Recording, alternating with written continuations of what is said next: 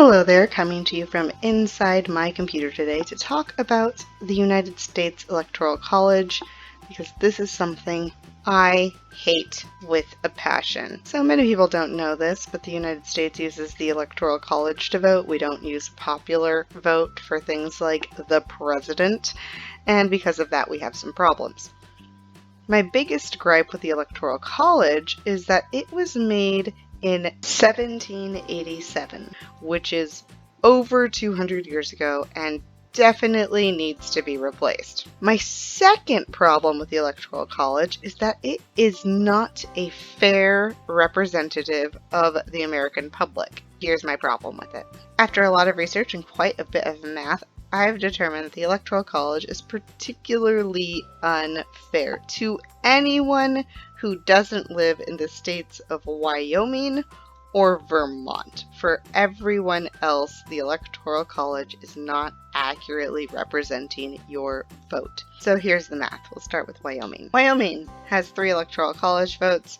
This is their approximate population, and basically, they get 1 Electoral College votes for every 190,000 people. I picked Wyoming because they are the least populous state, so their citizens are the most represented. Okay, so let's assume Wyoming is properly being represented in the Electoral College. So now we go to our math for all of the other states. First, I divided the population of each state by its number of Electoral College votes. As you can see, this number does not match Wyoming's number, which I put here for reference. To see how underrepresented they were, I divided these numbers against each other to get a percentage. So if you live in Alabama, you are not being represented by almost 70%. I rounded this number just to make these nicer. Did some more math to figure out how many Electoral College votes you should get based on your population. So if you live in Alabama, you should be getting 26 Electoral College votes, but you're not. You're getting 9. And this is a pretty big disparity, but a disparity not as big as if you live in a much more populous state. For instance, Texas currently gets 38 Electoral College votes, and with their massive population compared to Wyoming's tiny population, they are currently being represented at a 25% rate in the government.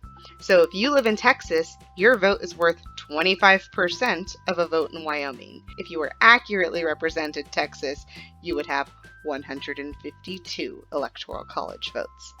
Now, Texas is not the most populous state. It's California at the moment. California.